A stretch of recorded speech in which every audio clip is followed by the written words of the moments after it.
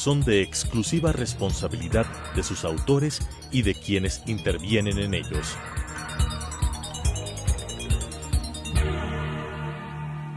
Telesucesos, Canal 29, UHF presenta De 8 a 9 con Félix Narváez. La presente entrega, un saludo cordial a nuestros oyentes en el país, correspondiente al sábado 26 de enero del 2019.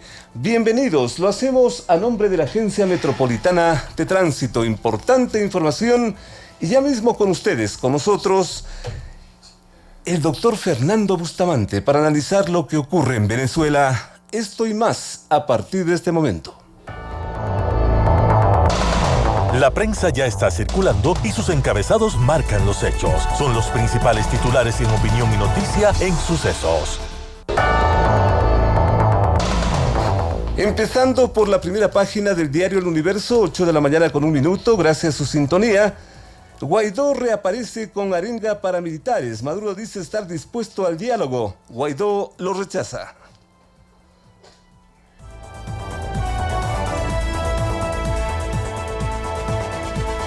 Caracas, Nicolás Maduro, presidente de Venezuela, dijo ayer en una rueda de prensa su predisposición a un diálogo con el presidente interino Guaidó. Este reaccionó manifestando que ese tipo de procedimientos no van con la democracia. Primera página del Universo, la hinchada de Barcelona tiene su fiesta amarilla en otro orden.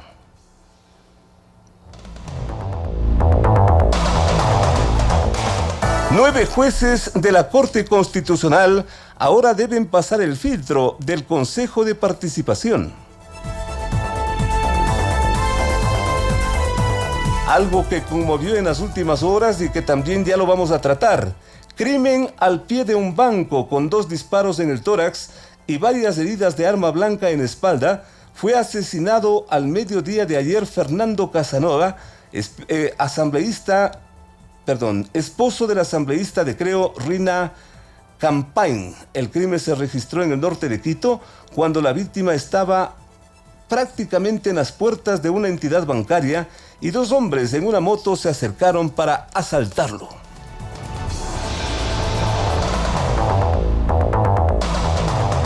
Vamos a la primera página del diario La Hora. Gracias a su sintonía. Correspondiente al sábado 26 de enero del 2019. Guaidó rechaza trato con Maduro. El presidente del Parlamento insiste en su propuesta de ir a elecciones libres. Primera página de La Hora.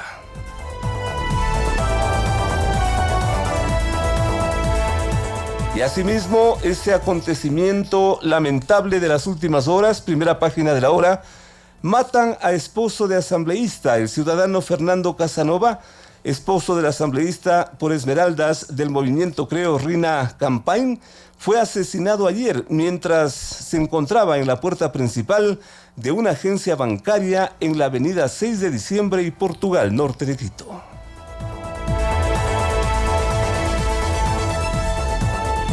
Primera página de La Hora, 4 vías para cubrir millonaria deuda. Al gobierno le quedan 4 vías aparentemente para salir de este escollo financiero y económico del país.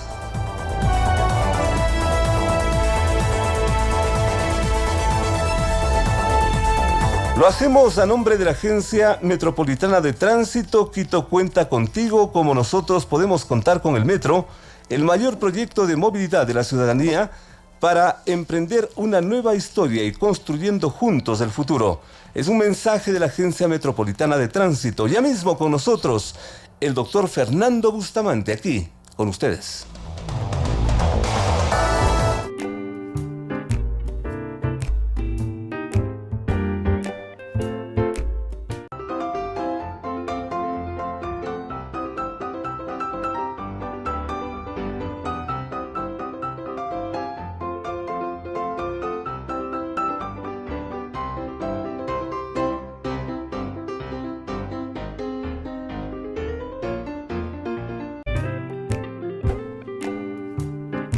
Resistió a entregarle una maleta con dinero que llevaba en sus manos.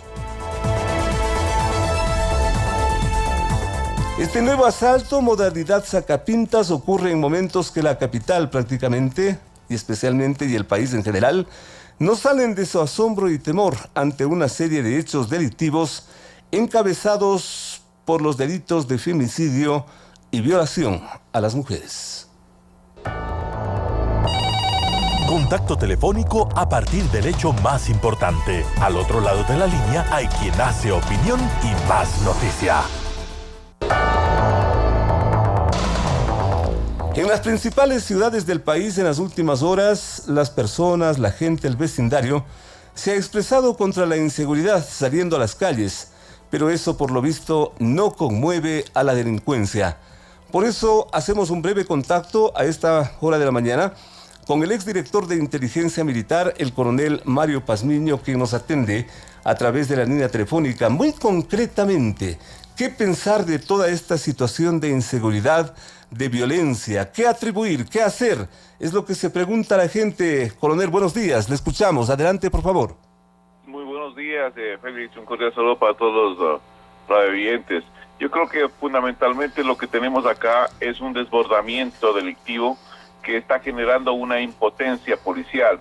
Y esto se debe específicamente a diferentes factores que han venido contribuyendo desde mucho tiempo atrás a generar un clima de violencia nacional.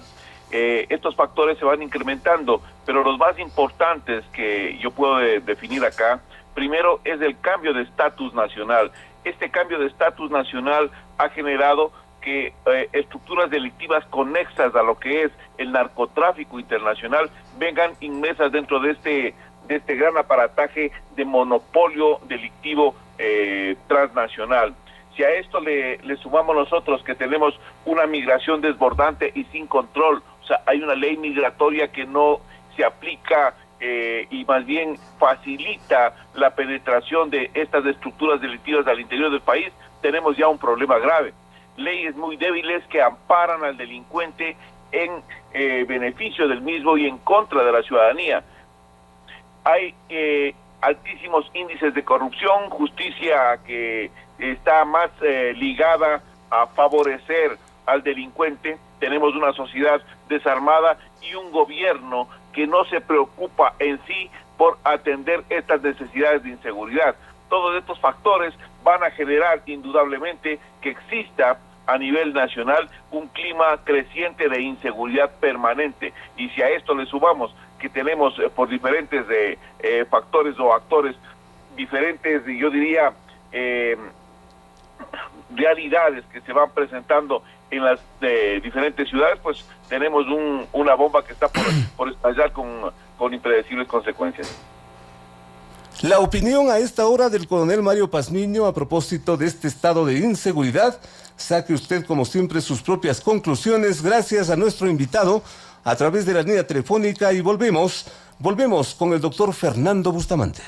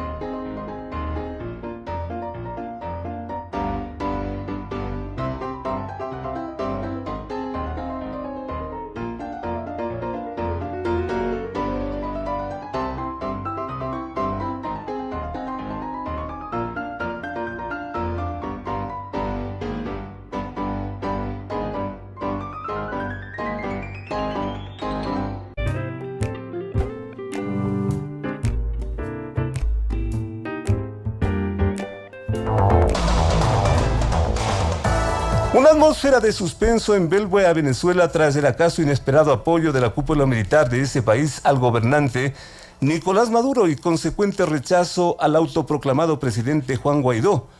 Así, y con 2 presidentes, los venezolanos barajan sobre su futuro en medio de la más grave crisis económica, social y política de la historia moderna de la nación sudamericana. Los comandantes generales y comandantes regionales proclamaron su reconocimiento al heredero de Chávez y rechazaron a Guaidó. No aceptamos un presidente impuesto a la sombra de oscuros intereses, dicen esos mandos castrenses aparentemente incómodos frente a la situación de Venezuela. Mientras tanto, Guaidó defendió su nueva investidura, adaptado o asumida tras la posesión de Maduro, para un nuevo mandato que aceptan pocos países, lo rechazan otros, toda una conflictividad que a partir de este momento le planteamos a nuestro invitado principal del día de hoy.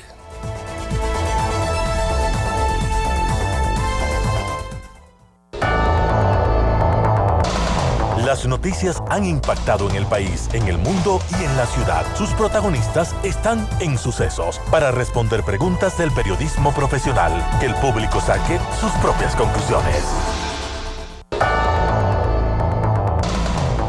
Gracias a su sintonía, a partir de este momento lo hacemos con el exministro de Gobierno, el exasambleísta también y actual analista, Fernando Bustamante, a quien le estamos dando la más cordial bienvenida y agradeciéndole por su presencia aquí en Sucesos. Vamos directo al grano. ¿En qué medida este apoyo de la cúpula militar a Maduro agrava o va a permitir una salida a la crisis de Venezuela? La pregunta está allí, doctor. Buenos días.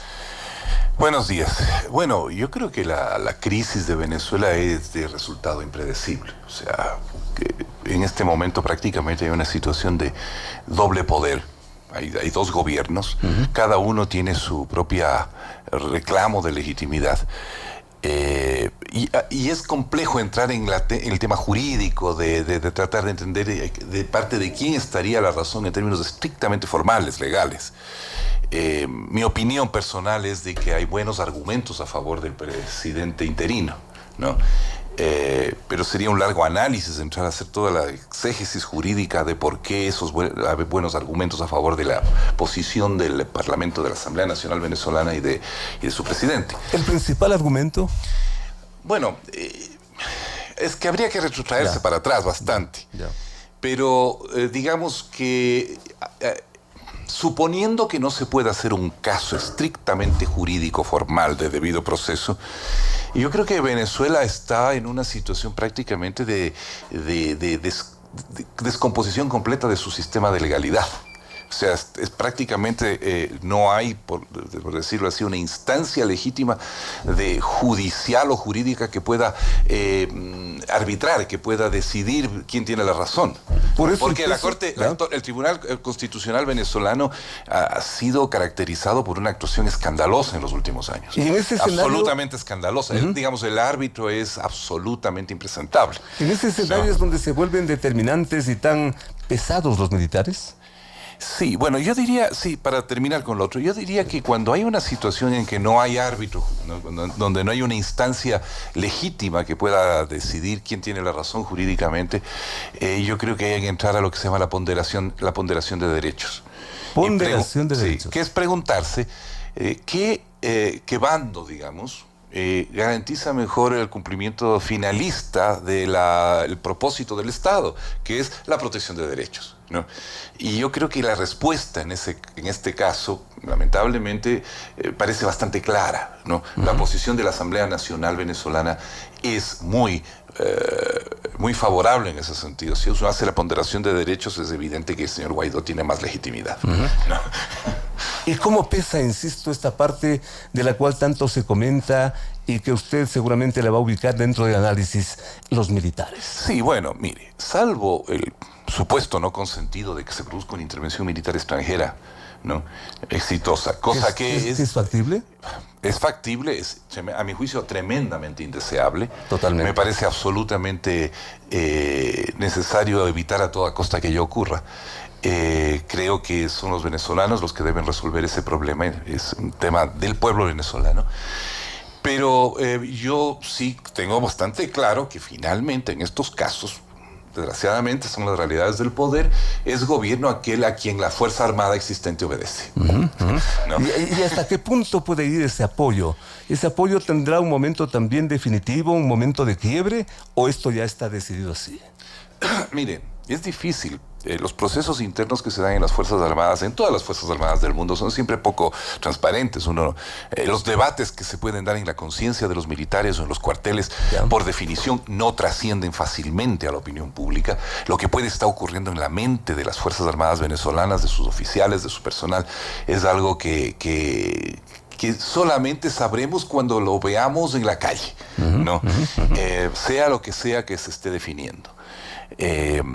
Una de las cosas más importantes que necesita políticamente el presidente interino es convencer a los militares de que su seguridad, su destino, su futuro, está protegido y precautelado si es que dan su lealtad, si otorgan su obediencia al gobierno interino. Por allí se entiende esta oferta de amnistía. Exacto, es muy transparente, no es ninguna maniobra oscura, es muy claro. O sea, el primer oficial de alta graduación venezolano que salga a la calle y se ponga con los manifestantes antimaduristas, ese no solamente que queda perdonado de cualquier cosa que haya hecho, sino que se convierte en héroe nacional. ¿No? Entendiendo de que todo parece indicar que una mayoría del pueblo venezolano respalda la posición del presidente interino, eso no es muy arriesgado suponerlo, ¿no? Entonces, el gran problema es ese, o sea, cuando las instituciones se vienen abajo, y eso nos ha pasado aquí en el Ecuador también.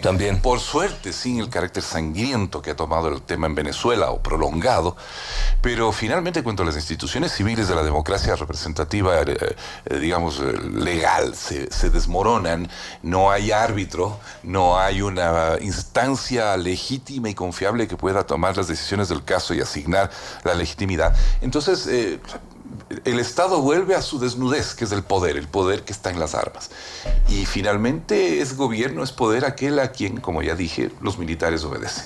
Pero esa incondicionalidad, doctor, ¿hasta dónde puede ir? Incondicionalidad. El problema es el siguiente, no hay que olvidar que finalmente Chávez, ¿no? Surge de Fuerzas Armadas. Es un oficial, es un militar.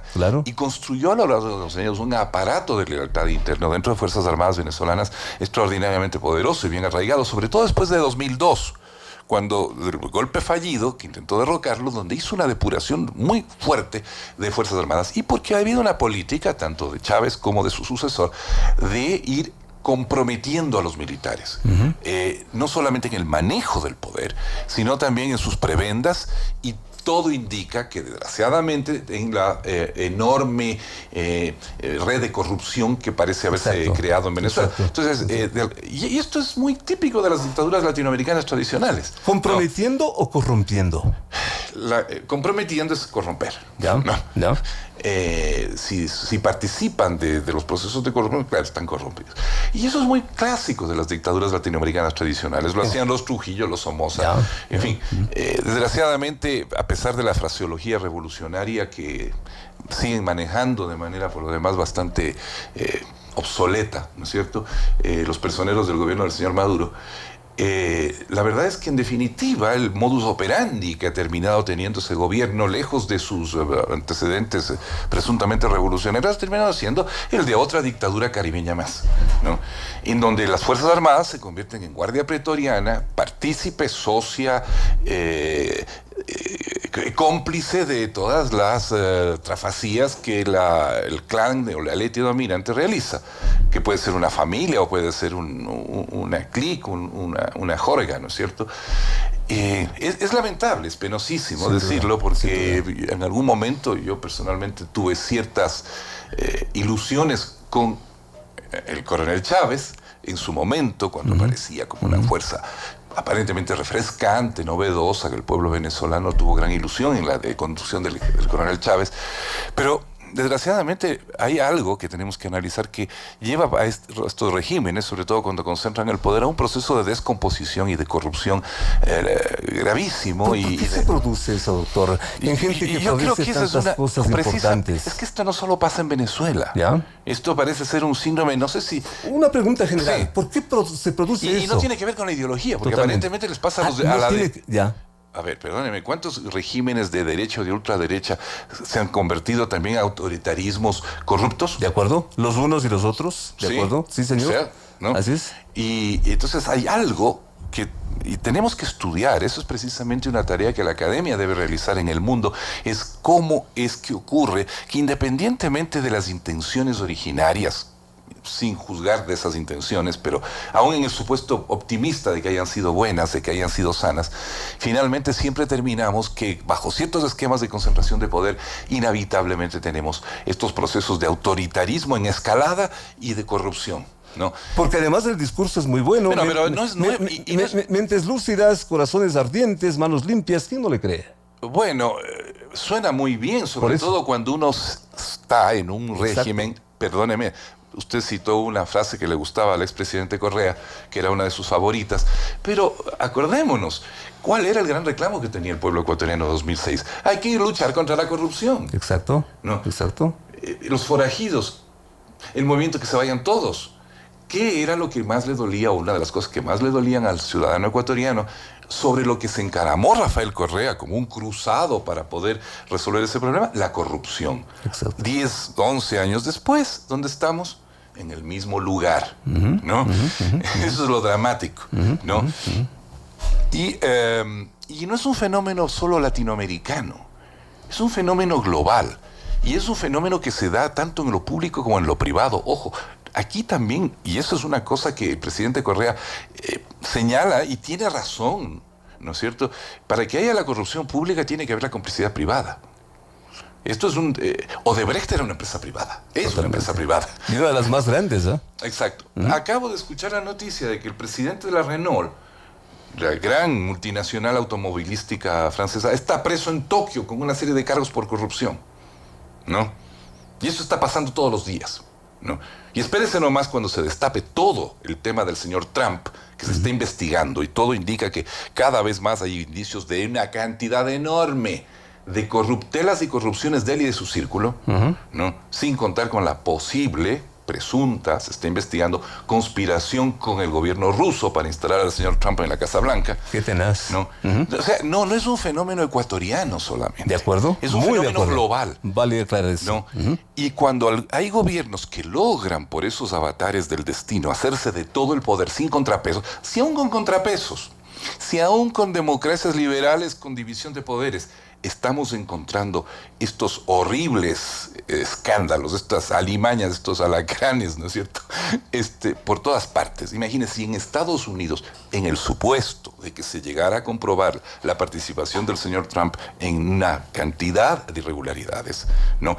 Tanto antes como después de haberse dedicado a la política, imagínense cómo es en los países en que no hay ese contrapeso, en que no hay esa situación de independencia de poderes, que yo creo que una cosa que hemos aprendido estos años es que eso que decían los clásicos del siglo XVIII, que alguna vez alguien dijo era obsoleto porque era antiguo, ¿no? No, es verdad. O sea, Montesquieu, Madison, todos ellos parece que llevaban muchísima razón. Pero aún así, ¿no es cierto? Resulta que incluso, como digo, en el caso más favorable, en que no hay esta concentración autoritaria de poder, ¿qué hace la concentración autoritaria de poder? Le genera al gobernante la sensación de que puede todo. Y los medios para hacer lo que a bien tenga. Y por supuesto parece ser que la gente se desborda. A manera de conclusión, doctor, ¿Venezuela al borde de una guerra civil? Es de esperar que no. Obviamente. Es de esperar que no, es de hacer votos porque esto se resuelva bien. Y yo personalmente entiendo el escepticismo del presidente interino, del señor Guaidó, respecto a los diálogos. Es necesario que la gente tenga presente que hay una larga cadena de engaños y de manipulaciones del gobierno del señor Maduro con esto de los diálogos, ¿no? Usaron los diálogos para ganar tiempo, para desmovilizar a la oposición, para dividirla, ¿no? Y la oposición venezolana se cansó de ser ingenua, ¿no? Por eso es muy difícil que el señor Guaidó le crea a un diálogo al señor Maduro. Entonces, en vez del diálogo, ¿qué hacer? Decisiones. Me temo que esto va por el lado de un proceso de resistencia civil masiva que tiene que llegar a un punto en que los militares venezolanos entiendan que es mejor sumarse ahora que caer aplastados bajo el peso de lo que se viene, ¿no? Y yo espero que ese cálculo político lo estén haciendo. Ahora, lo terrible es que con todos estos años de polarización en Venezuela, de crispamiento, ¿no? Va a ser muy difícil que una transición se realice sin que se produzca, la revancha, la cacería de brujas, que todo ese odio, ese resentimiento acumulado se vuelque en desbordes y en excesos del otro lado. Muy difícil la reconstrucción. Y la reconciliación de los venezolanos. Y la reconciliación. Pero yo creo que en esto la administración del señor Maduro, me temo que decirlo, tiene una gravísima responsabilidad. Porque precisamente al haber, ¿no?, jugado truculentamente con el diálogo, hizo que la conversación, la búsqueda de acuerdos y los consensos perdiera todo prestigio y perdiera todo ascendiente moral ante los venezolanos. Para los venezolanos el diálogo hoy en día, para la mayoría, es simplemente una herramienta que el otro bando utiliza para manipular. Totalmente. ¿No? O sea, y yo le entiendo al señor Guaidó cuando dice no hay diálogo. Clarísimo. ¿No? Entonces, y yo creo que aquí la comunidad internacional tiene que jugar tanto para impulsar la transición en Venezuela como para moderar esta transición y evitar que se convierta en una brutal y salvaje revancha. Y a propósito de esto de la comunidad internacional, Sí. Por un lado los Estados Unidos, por otro lado Rusia y la China, ¿no habrá un conflicto también a ese nivel?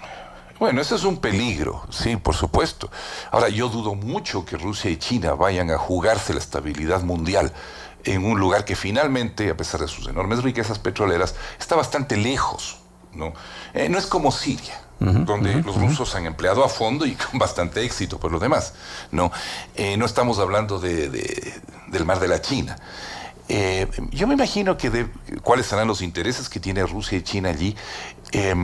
Hay unas grandes deudas del gobierno venezolano. Además, ¿cómo no? Puedo pensar, si uno se pone solamente economicista y olvida la parte geopolítica, que los chinos y los rusos pueden tener mucho temor que un gobierno venezolano antichavista vaya a replantear de una manera todos los negocios que han venido haciendo. Exactamente, ¿no? De acuerdo. Pero yo pienso que puede haber otras consideraciones también, de juego de Go, ¿no? De juego de fichas, de ponerle presión a Estados Unidos en América Latina para obligarle a zafar, a tener menos presencia en otros lados. De hecho, justo esto ocurre cuando Estados Unidos se está retirando de Asia, ¿no? Tanto de Afganistán como de Siria. Tal vez el gobierno del señor Putin o el señor Xi han llegado a la conclusión de que si le tienen a Estados Unidos complicado en Venezuela y enredado en Venezuela, va a ser todavía más fácil para ellos ir ocupando los otros espacios que la preocupación norteamericana en su hemisferio vaya dejando libres en otros lados. Puede ser ese tipo de ajedrez geopolítico que estén involucrados, aparte de los enormes intereses financieros que hay de por medio, porque las deudas venezolanas con China y Rusia son inconmensurables. Exacto. Así y es. en condiciones muy duras, ¿no? Entonces, yo me imagino si el señor Guaidó o quien le suceda como presidente definitivo Querrá renegociar. o querrá repudiar, O querrá ¿ya? decir, esto fue hecho en condiciones leoninas, esto es fruto de la corrupción. Entonces podría haber un tema de ese tipo, que están cuidando su dinerito, ¿no? Dinerito es mucho dinero, ¿no? No se puede hablar. Montañas de plata. Claro, eso es una cosa que yo veo, ¿no?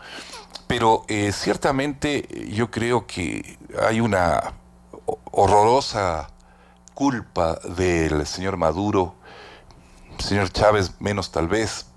La muerte le quitó la responsabilidad un poco. Le salvó. No sé si le salvó, pero por lo menos se puede discutir. Le dejó ahí, ¿cómo no? Sí, pero del señor Maduro, ¿no? De haber convertido el discurso de izquierda en oprobioso. O sea, si usted escucha, por ejemplo, los discursos públicos que los representantes del gobierno del señor Maduro hacen en la OEA, son son lamentables, son una sarta de declaraciones panfletarias, huecas panfletarias. Sí, señor. Sí, señor. Si eso es defender una opción de izquierda, deje nomás, ¿no? O sea, yo creo que la izquierda que se juega por el gobierno venezolano, el de facto, no el interino, ¿no? Comete un gravísimo error. ¿En qué sentido? En el sentido de que se casa con algo que es impresentable. De acuerdo. ¿No? Y no debería ser un tema de izquierda o de derecha, ¿no? Yo creo que México, por ejemplo, cometió un tremendo error. López Obrador necesita legitimarse con una opción de izquierda viable y razonable, ¿no? Y no asociarse o asociar su imagen política internacional a un gobierno moralmente quebrado. No solo financieramente, sino éticamente quebrado, y que le ha hecho un daño a las opciones terrible de izquierda o de centro izquierda en este continente espantoso, ¿no? Totalmente. La deriva, la degradación político, moral, ideológica del gobierno venezolano es una tragedia para América, ¿no? Porque además permite que el péndulo se vaya al otro extremo. ¿Qué es lo que nos toca vivir en el siguiente escenario? ¿Hasta qué punto, por ejemplo, señores como el Bolsonaro, por ejemplo, por citar el caso más dramático, no tienen su filiación, ¿no es cierto?, en los fracasos clamorosos de la izquierda por dar respuestas razonables, éticas, sostenibles, legítimas, eficientes a los grandes problemas de la ciudadanía en este continente? Por ejemplo, la corrupción. La corrupción. Así, ¿cómo le va a creer a alguien a la izquierda que va a combatir la corrupción eficazmente cuando esa era una gran bandera de izquierda? Porque la corrupción era cosa de las oligarquías tradicionales, del capital internacional, del imperialismo, de las élites nacionales, ¿no es cierto? Ahora, ¿quién le puede creer a la izquierda? Y la propia inseguridad, la propia delincuencia que se está viviendo actualmente, que iba a ser enfrentada con eficiencia, y ve usted en lo que estamos pasando, que inclusive se le asocia al problema político. Bueno, el uso de la seguridad como bandera política es un clásico. Totalmente. O sea, ¿cuántos demagogos se han montado sobre el tema de la seguridad para hacer su agosto con eso, ¿no? Y ojo, porque hay una demagogia y un populismo securitista que es extremadamente peligroso, que después termina en fascismo. Totalmente. ¿Sí? Pregúntale al señor Bolsonaro, ¿no? Hay que tener mucho cuidado y responsabilidad cuando se trata del tema de la seguridad, para no alimentar precisamente un clima de pánico moral y físico que lleva a que uno acepte cualquier cosa a cambio de seguridad, que acepte a cualquier tiranuelo o presunto sheriff del oeste que cree que con pistolas puede resolver el tema. Qué interesante y qué preciso su análisis, doctor Fernando Bustamante. Muchísimas gracias, su atención. Allí tienen ustedes nuestro invitado ubicando el problema, la problemática venezolana en su justa dimensión. Te queremos a salvo, danos una mano cumpliendo con las normas de tránsito, no excedas los límites de velocidad. Los conductores tenemos una gran responsabilidad en nuestras manos, lo dice la Agencia Metropolitana de Tránsito. Volvemos con nuestro siguiente invitado, el doctor Rafael Bonilla, aquí en Sucesos.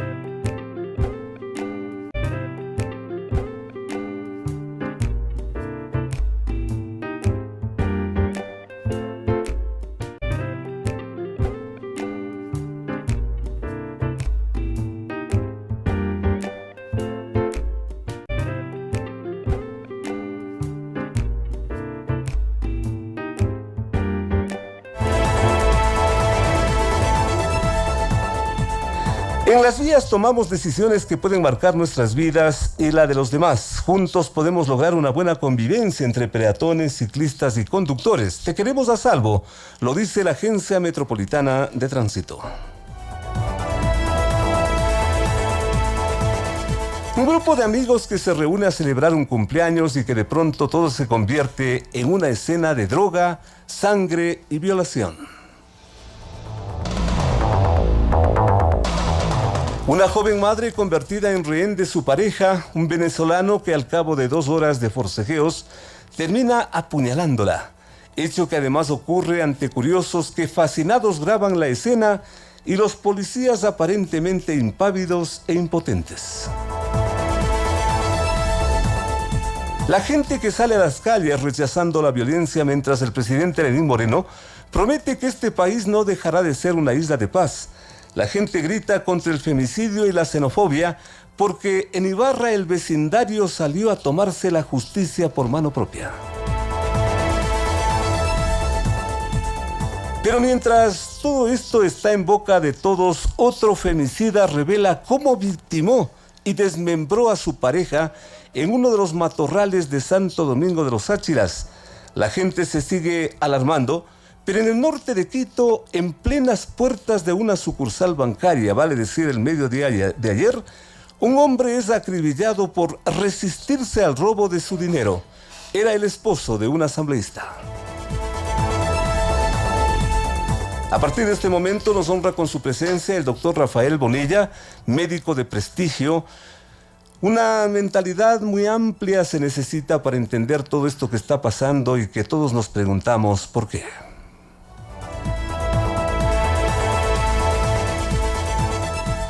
Audacia, violencia extrema, crueldad son las características principales de los hechos que me he permitido mencionar a manera de resumen. ¿Qué nos está pasando, doctor Bonilla? Buenos días. Buenos días, Félix. Un gusto estar en un sábado. Muy gentil. Discerniendo de un tema que ha sido eterno, de un tema que no es de hoy, pero que hoy lo vemos con más espanto porque está sucediendo de manera casi cotidiana en este país de paz. La violencia siempre ha sido, y en ello la filosofía, la antropología lo ha discutido en cientos de años. Hablar, si nos ponemos muy temprano, 1960, la novela de Anthony Burgess, que lo hizo película, La Naranja Mecánica, Steven Kubrick, era ya hace 78 años la manifestación del hombre y su violencia. Desmond Morris habló del hombre desnudo, ¿no? Del mono desnudo, del ser violento por autonomacia.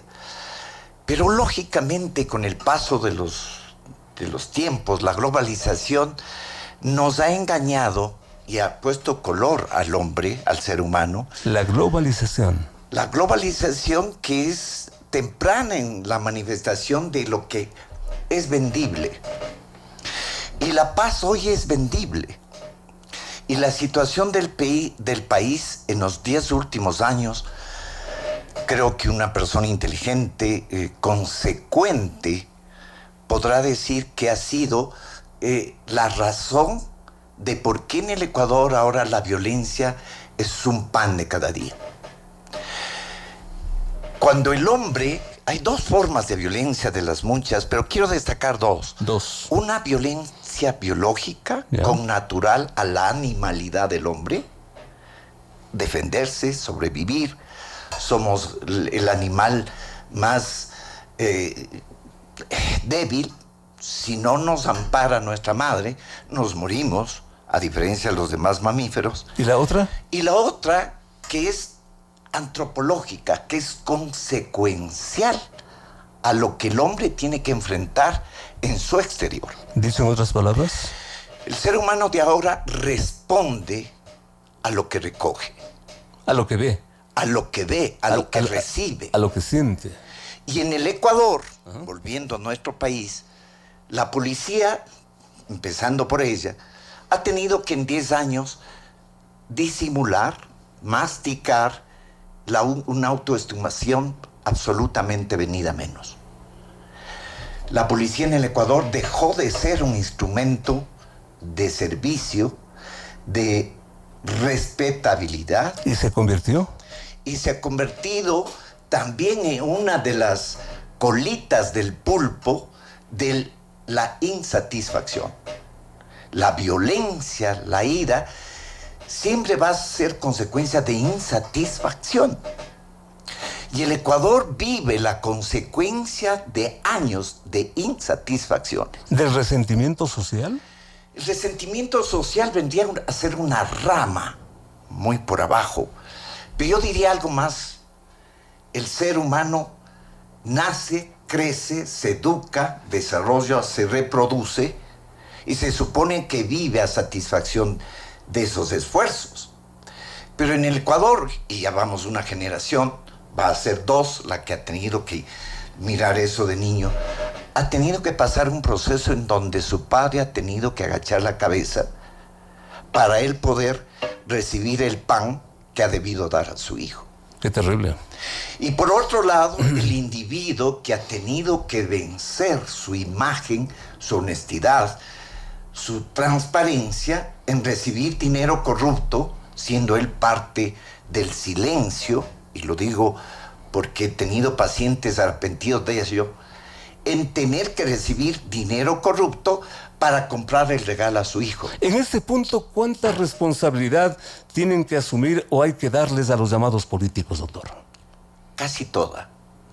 El 80% de violencia es consecuencial a la política. El 20% es consecuencia de la animalidad biológica que pertenece al ser humano. Hay un león que va a querer ser más el rey que el otro, pero es parte de esa convivencia. Pero cuando la ira es consecuencia de todo un proceso de insatisfacciones, el daño va a establecerse como una forma disimulada, soterrada, como lo que pasó en Ibarra, de manifestar esa insatisfacción. La corrupción, el sexo, la droga, el crimen, como que somos un papel absorbente que luego nos manifestamos de forma impredecible. Son formas disimuladas, pero ciertas, de aquello a lo que no podemos confrontarnos. Cuando una persona en supuesta libertad vive arrinconada, vive atemorizada, vive eclipsada, como pasó con el país, algún momento tiene que aflorar esa ira. Tiene que explotar. Tiene que explotar. Y el Ecuador viene sin explotar. Y ahí viene la globalización. El celular, el dar el like, el decir, sí, este es un desgraciado, y apuntarle a que el otro se atrevió a decirlo. No va a haber una respuesta positiva a la no violencia, consecuencial a una política que ha hecho del ser humano un esclavo. Pero ¿podría ser este ser humano también proclive a una suerte de debilidad en su cerebro, doctor? Que no tiene defensas frente a todo esto que finalmente termina matándolo, dañándolo, extinguiéndolo. Hay 2 partes en el cerebro que tienen mucho que ver con esto. Y es la zona límbica, que se llama el cerebro animal, y el cerebelo, donde se sucede la mayoría de cosas en términos de concientización.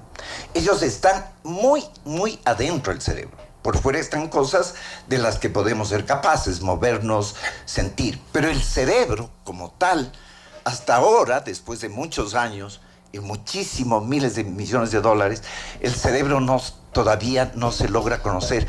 Por ejemplo, ¿de dónde nace la inteligencia?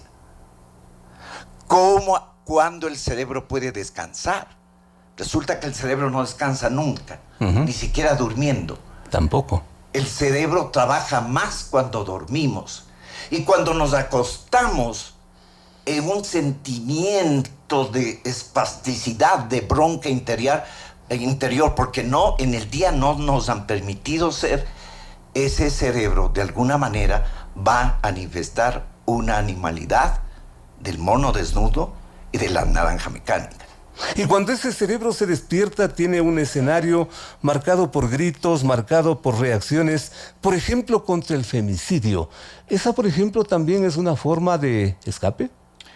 Sí, es que el hombre hoy es violentado, y lo digo así porque la mujer ya no es la doncella que espera al pirata cuando ya él quiere dejar la nave y descansar. La mujer ahora es el pirata también. Y cuando, sin embargo, en el hombre, por razones neurohormonales, quiere seguir siendo el pirata y se encuentra que hay una mujer que se rebela, ahí es cuando hay femicidios. Hay un choque no también. Se investiga ¿Ya? las razones en el asesino, culpable, criminal, ¿no? Violentador, violento, violador, ¿no? ¿De qué ha sucedido con él? ¿Qué hay en el llega a fondo? instancias ¿De dónde viene todo esto? La historia termina en que hay que condenarlo, Exacto. hay que encerrarlo. Ajá. Pero sería bueno preguntar cómo llegó a eso. Y capaz ese que nos individuo. llevamos una sorpresa. Nos llevaríamos una tremenda sorpresa porque madre hay una sola y justo le toca a uno. Uh-huh. Digo en términos acaso humorísticos, negros. Pero hay muchas circunstancias en donde el hombre tiene muchas más frustraciones que la mujer. Con ello no justifico para nada. Para nada. Absolutamente para nada. Uh-huh. Pero vale investigar en estos femicidios qué está sucediendo con el Homo sapiens, que hoy es el Homo brutus, el hombre tonto. ¿Qué está pasando con ese hombre y qué está pasando con esa mujer? Mira, si vemos en Finlandia, los femicidios son casi nulos. Los suicidios más son de varones. Es la condición social que determina que no haya violencia. Ahí está la clave de todo. Hay la rutina en donde no hay felicidad, sino comodidad. Pero en nosotros, Latinoamérica, el femicidio es consecuencia de impotencia en el hombre. Impotencia. La impotencia en el hombre es mucho más grave que el resentimiento y el no perdón en la mujer. La mujer puede cargar y de hecho puede vivir sola sin el no perdón. Si acaso vivir en esas condiciones es vida.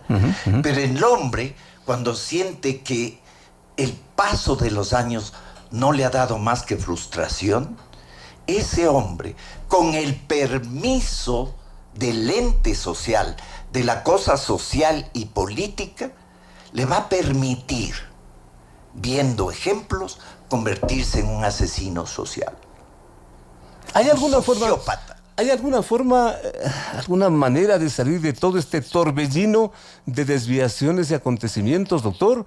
¿O somos víctimas tal vez del llamado destino? No. Igual, si hablamos de destino, hablaríamos de buena suerte. Y resulta que destino... O mala suerte. O mala suerte. El destino debe ser aquello que es consecuente a lo que uno es capaz de hacer.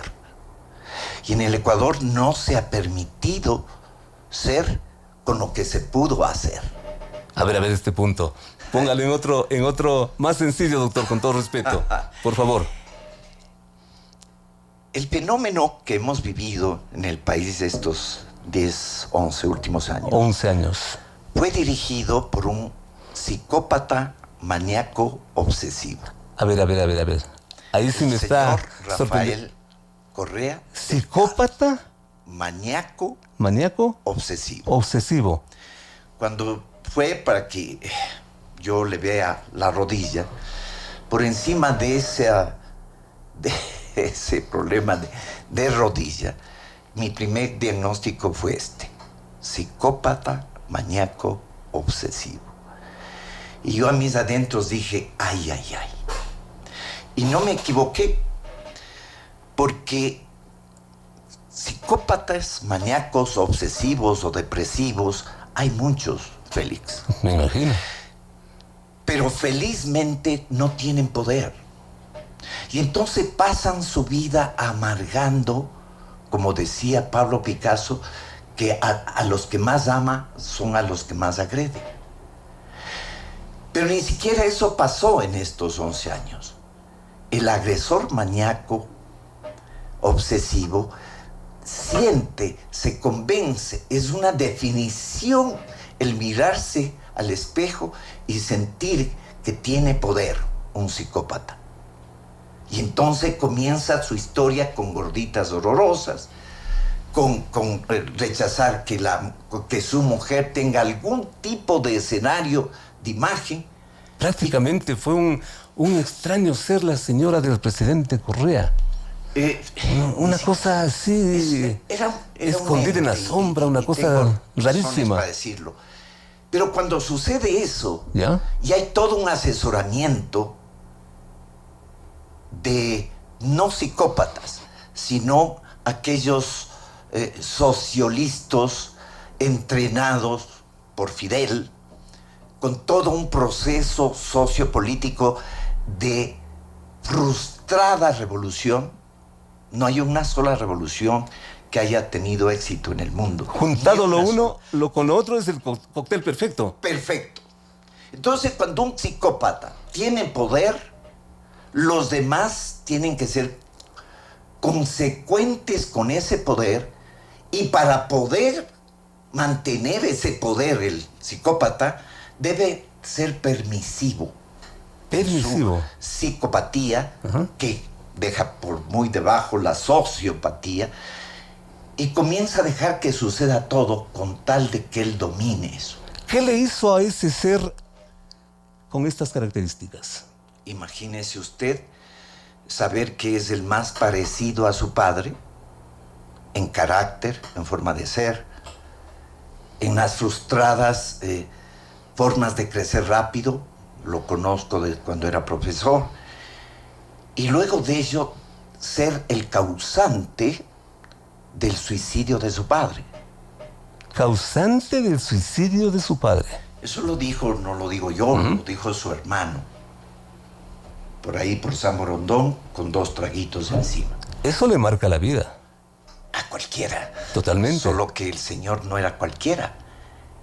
La psicopatía desarrolla no una inteligencia de ternura, con la imagen, con el recuerdo de ser el más parecido y con ello haber desarrollado lo que luego ya no pudo resolver, iba a provocar un individuo con las condiciones muy, muy, muy particulares de esa persona. Sin duda un personaje inteligente también. Sí, si bien digo que todavía no se conoce cuál es la razón de ser de la inteligencia en términos neurológicos, etcétera, pero sí podemos decir que la audacia, la astucia, el cinismo, etcétera, esta es una radio de respeto, puede llevar a que esa persona esté convencida que lo que hace es lo mejor para él. Para él.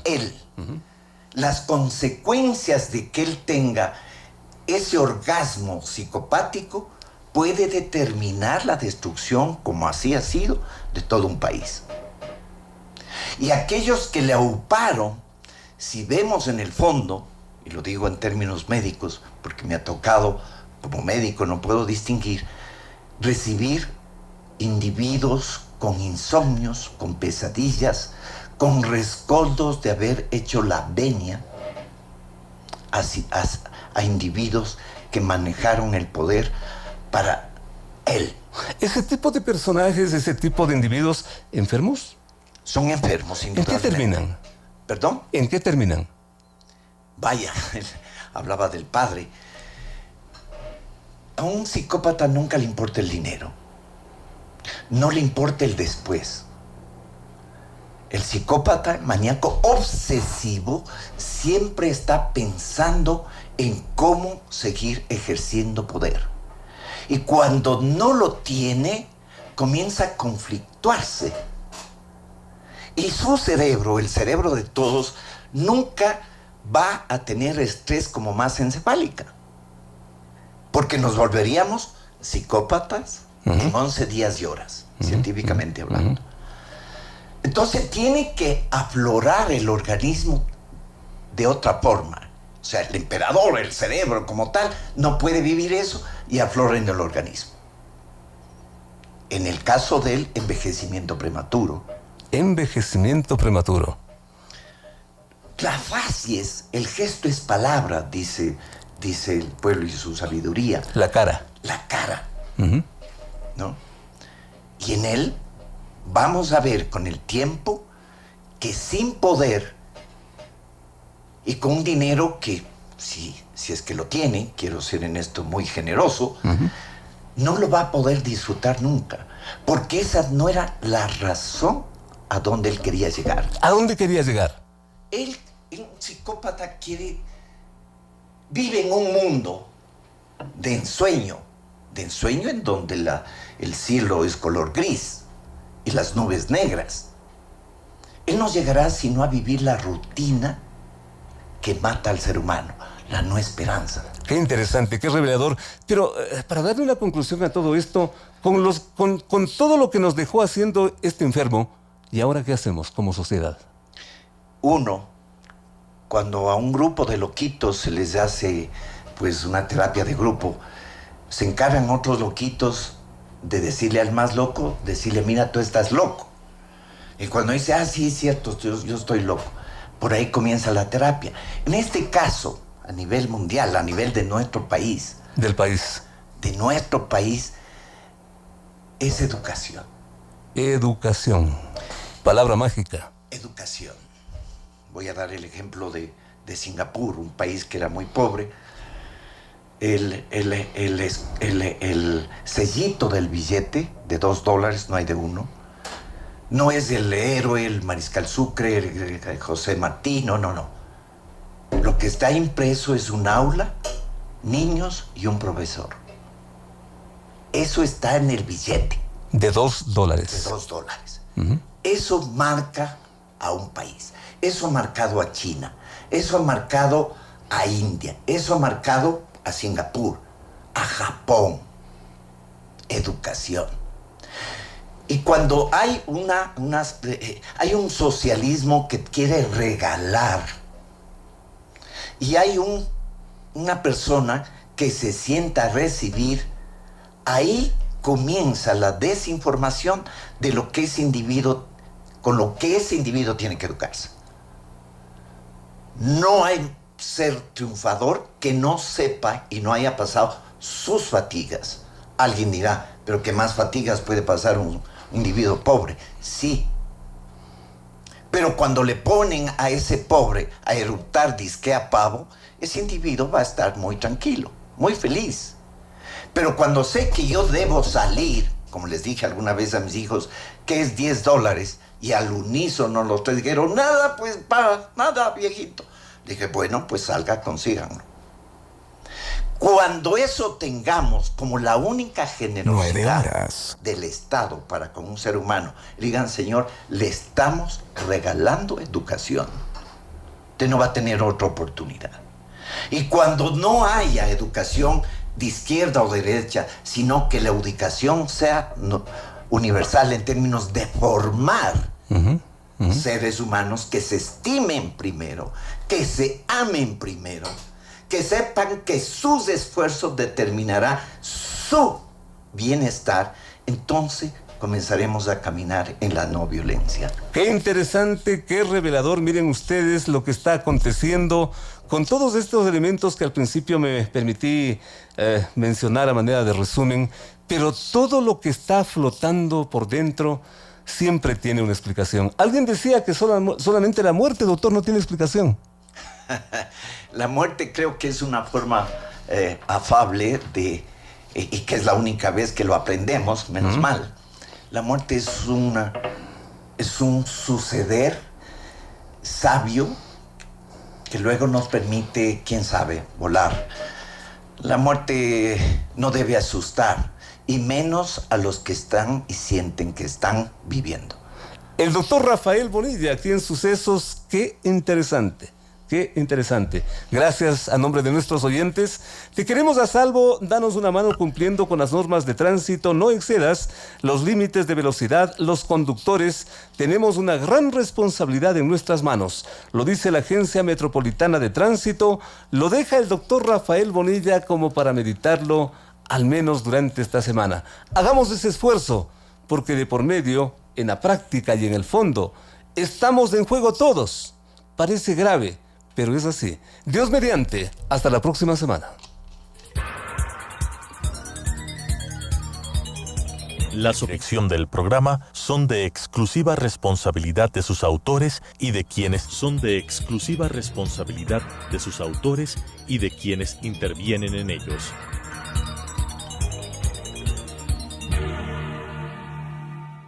Telesucesos Canal 29 UHF presentó De 8 a 9 con Félix.